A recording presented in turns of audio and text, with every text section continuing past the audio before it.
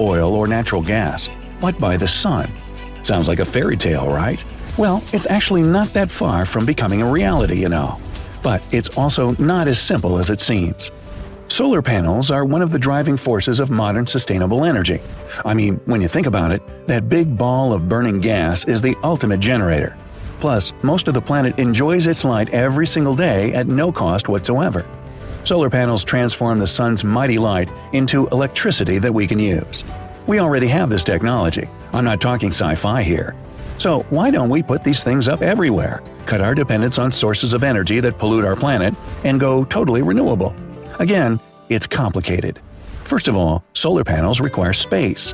Sure, they're not gigantic constructions. A single home utility panel measures on average about 65 by 39 inches. But one of those panels is just about enough to light a few light bulbs. That means to power a whole house, you'll need more panels. Actually, anywhere from 10 to 50 or even more in some cases. Now, just imagine putting up so many 15-square-foot plates for the sake of powering a single home. And how many will it take to power a whole city, or a whole country, or the whole world for that matter? Secondly, solar panels can't be installed just anywhere. Since they collect sunlight, they need a place where there's a lot of it every day. That's why some regions of the world just aren't suitable for these things. And that doesn't only include subarctic regions with their long, cold polar nights. Sunlight is best served pure and clear to get the maximum efficiency from solar panels. If a region's climate is mostly cloudy, then they won't be able to produce as much energy as they could in sunny conditions. So this brings certain limitations on where you can install these panels. Bummer, huh? And last but not least is the cost of installation. Of course, the whole point of installing solar panels now is to cut costs down the road, as well as help the environment, of course. But the original expenses are sky high. To build and install enough panels to power a decent-sized city, you'll need hundreds of millions of dollars. Not many governments or corporations would be happy to fork over so much dough in one go. So, if a quest for renewable energy for everyone will ever be completed, it will require the financial support of many countries and companies at once. Yeah, good luck getting everybody on the planet to cooperate. Well, what do we have? Seems like we need a large enough open space where there's a lot of sunlight every single day with little or no clouds. It also shouldn't be too far away from too many countries, because exporting the energy over long distances would make the project even more expensive. Let's see.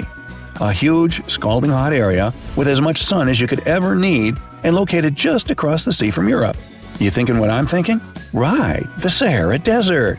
The largest hot desert in the world seems like the perfect place to install as many solar panels as humankind could need. By the latest estimates, in fact, it could accommodate more than 4 times as many panels as we actually need to meet our current demands. Let's break it down. In 2017, people all over the world used about 18 terawatts of energy. The Sahara, if covered completely in solar panels, would generate 79 terawatts per year. That would cover everything we need plus some. Basically, it's not even necessary to install that many solar panels. Just a quarter would be more than enough. As an added bonus, Dr. Yan Li, a researcher from the University of Illinois, explains that a large amount of these panels in the Sahara would benefit the desert climate too. Stay with me here, it gets a little complicated. The color of the sand there is quite light, so it reflects a lot of sunlight back into the atmosphere. So dark-colored solar panels would make the surface take in more of the sun, increasing the ground's temperature. That in turn will lead to warmer air rising up, mixing with cooler air, condensing, and then coming back down as, any guesses? Rainfall! Exactly. Eventually, the Sahara would turn from an arid desert into a savanna or even a blooming garden. Whoa, the Sahara Botanical Garden. I like the sound of that. Or maybe the Sahara Rainforest? I don't know. Leave me your own suggestions in the comments. So, what's the deal? Why aren't we there yet, happily hauling solar panels to the desert? Well, to start with, it only sounds like a perfect plan on paper. When you get to actually carrying it out, that's when the real trouble begins. First and foremost, how would you transport all this energy across the world? Okay, the most logical thing to do is to get it to Africa itself and Europe, since they're the closest to the source. But there's still the issue of transporting solar energy across the sea, which would be no easy feat to say the least. New power lines would need to be built and brand new infrastructure would have to be introduced. And I don't know if you could transport this solar energy from the Sahara all the way to the Americas. Sorry guys. Anyway, add all that to the cost of installing the panels, and you'd be looking at hundreds of billions of dollars in investment. Maybe European countries could handle such costs, but the same can't be said for a lot of African nations.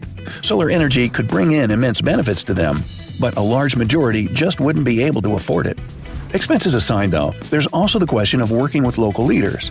You see, the Sahara belongs to several countries at once, so to build anything at all there, you need permission from all of them. Of course, you'd think everyone would see what good such a project brings, so there shouldn't be any trouble negotiating. But nevertheless, problems can arise when it comes to working with local authorities. Maybe an example will help make it clearer. For instance, one country says, "Sure, you're allowed passage through my territory." You work together for several months when, let's say, a different person takes over the country, as does happen. Hopefully they'd continue working with you like their predecessor did, but that's not guaranteed. If they don't, you're once again thrown back to the negotiation stage, and you can't go through the territories previously agreed upon. Naturally, the supply chain is broken, and what's worse, you might not even reach a new agreement at all. Maybe this country has changed their mind about the whole project. That, of course, would be a huge risk, especially assuming a bunch of money has already been put into this thing. But hey, let's look at the bright side. Even if it seems impossible or super risky at the moment, why can't we at least hope it'll happen someday? I mean, a greener Sahara and a greener world, thanks to all this renewable energy, are definitely worth fighting for. Plus, you never know. They might come up with a super innovative way to make this thing a reality that you and I never even imagined. So, do you think it's high time we switch to solar energy? Or do you think the future lies in another source? Let me know down in the comments. Remember to give this video a like, share it with your friends, and click that subscribe button to stay on the bright side of life.